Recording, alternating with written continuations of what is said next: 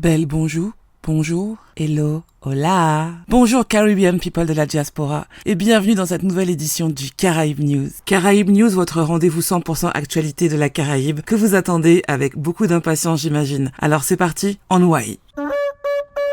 Guyane britannique. Le Venezuela accuse le président de la Guyane de générer des conflits dans la région. Le gouvernement vénézuélien a rejeté les commentaires du président guyanien, Dr Irfan Ali, concernant la présence d'un navire militaire vénézuélien dans les eaux territoriales du Guyana. Le Venezuela a accusé Irfan Ali de faire de fausses déclarations et a affirmé que les eaux en question ne font pas partie du territoire du Guyana car elles sont encore en attente de délimitation selon le droit international. L'administration vénézuélienne a qualifié les remarques d'Irfan Ali de provocatrices et visant à intensifier les tensions dans la région, tout en critiquant les opérations pétrolières du Guyana comme étant influencées par les intérêts d'ExxonMobil. En réponse, la communauté caribéenne, la CARICOM, a exhorté le Venezuela à retirer son navire et à éviter toute interférence avec les plateformes pétrolières. Pendant ce temps, l'opposition guyanienne et le parti Alliance pour le changement ont condamné les actions du Venezuela et appelé à l'unité nationale en défense des droits maritimes du Guyana. Jamaïque. Un Jamaïcain à la tête de la Cour caribéenne de justice. Le juge jamaïcain Winston Anderson a été confirmé comme nouveau président de la Caribbean Court of Justice, CCJ, une institution clé pour l'application du droit au sein de la CARICOM. Il succède au juge Adrian Saunders, qui occupait cette fonction jusqu'à présent. Avec plus de 20 ans d'expérience à la CCJ, Anderson est reconnu pour son engagement en faveur de l'indépendance judiciaire et du développement du droit caribéen. Il a joué un rôle majeur dans plusieurs décisions importantes visant à renforcer l'intégration régionale et l'accès à une justice équitable. La CCJ, créée en 2005, sert à la fois de juridiction finale pour plusieurs pays caribéens et d'instance pour régler les différends commerciaux au sein de la CARICOM. Cependant, tous les États membres n'ont pas encore adopté la Cour comme leur instance suprême, préférant encore le Privy Council britannique. La nomination de Winston Anderson intervient dans un contexte où plusieurs nations, en particulier la Jamaïque, débattent encore de leur engagement envers la CCJ. Son leadership sera déterminant pour renforcer son influence et encourager davantage de pays à l'adopter pleinement. Les Caribéens à Londres. Le rapport des premiers symptômes de la démence varie selon les groupes ethniques. Une étude de l'université Queen Mary de Londres a révélé que les individus issus de différents milieux ethniques signalent souvent des symptômes physiques plutôt que des difficultés cognitives lorsqu'ils cherchent un diagnostic de démence, ce qui peut entraîner des retards dans le diagnostic. La recherche, motivée par des observations de l'Organisation des personnes âgées et caribéennes de ACNI, a examiné les dossiers de santé de plus d'1 million de personnes dans l'est de Londres en se concentrant sur 4137 individus diagnostiqués avec une démence. Elle a constaté que les patients noirs et sud-asiatiques étaient plus susceptibles de signaler des symptômes non cognitifs tels que la constipation, l'incontinence et la douleur avant leur diagnostic par rapport aux patients blancs. L'étude souligne la nécessité pour les professionnels de soins de santé de reconnaître un éventail plus large de symptômes et de comprendre les facteurs culturels qui peuvent influencer le signalement dans le but de réduire les inégalités en matière de santé dans le diagnostic et les soins de la démence.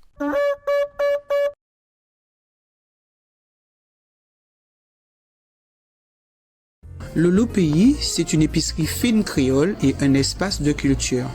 Le Lopays, c'est l'âme du pays, c'est l'esprit du Lacou, c'est l'art de vivre et de commercer en Guadeloupe.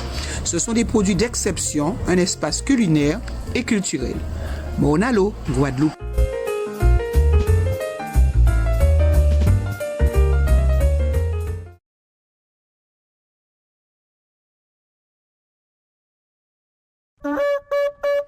Cuba. Cuba perd plus de 300 000 habitants en un an. Le gouvernement cubain a confirmé une chute démographique alarmante. Plus de 300 000 habitants ont quitté l'île en un an. Cette baisse s'explique par une émigration massive, notamment vers les États-Unis, combinée à un faible taux de natalité. Rien qu'en 2022, plus de 320 000 Cubains sont arrivés aux États-Unis, soit près de 3% de la population du pays. La crise économique persistante, marquée par des pénuries de nourriture, de médicaments et d'opportunités, pousse de nombreux Cubains à chercher une vie meilleure ailleurs. Ce déclin démographique soulève des inquiétudes sur l'avenir du pays, notamment sur son marché du travail et son système de protection sociale. Face à cette tendance, les autorités restent discrètes sur les mesures envisagées pour endiguer l'exode et revitaliser l'économie locale.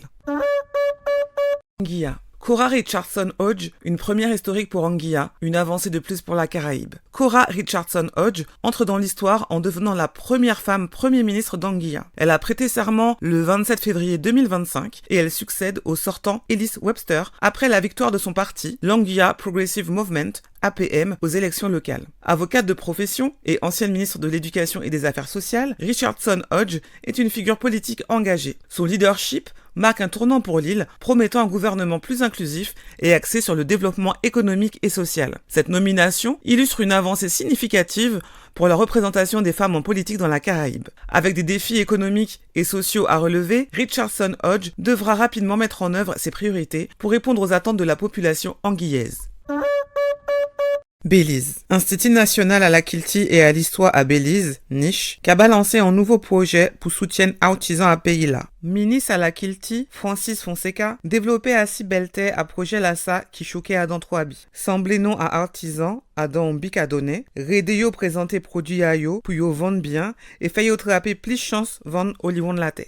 Fonseca met d'où vengeant, bah artisan en parle pour promotionner travail à yo, pour talent, d'avoir un peu à dans yo, tini difficulté avec ça qu'il y en ait et l'avant. Et là aussi bah artisan qui j'ai bien cisé qu'on baron Nil, qui était professeur à mathématiques et vin artiste. Et puis Chris Francisco qui dit Jean, il content, dévèle à ça qui a fait ni plus connexion en communauté là. Si en pile si on s'écarte pour chaque virage là.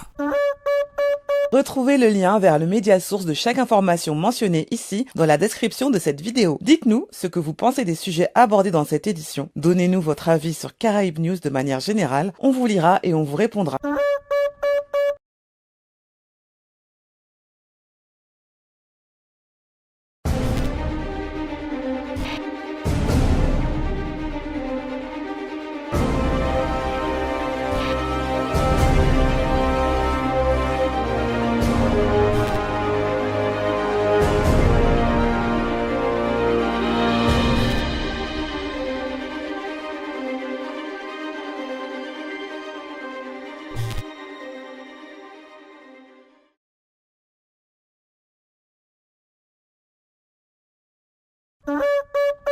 Vous aimez Caraïbes News et vous souhaitez nous soutenir? Alors n'hésitez pas à liker et partager cette édition de Caraïbes News avec vos amis, car plus on est de fous et plus il y a de news. Pour ne rater aucune des futures éditions, abonnez-vous à la chaîne YouTube USC United States of the Caribbean ou alors à la playlist USC Caraïbes News de la chaîne. Et enfin, si vous en avez la capacité, vous pouvez aussi nous soutenir en nous offrant un thé ou un café, voir le lien de notre page Buy Me a Coffee dans la description. Je vous invite également à visiter la page Instagram United States of the Caribbean, @USC 5_ pour suivre l'intégralité de son activité. Sur ce, je vous dis à dans d'autres soleils.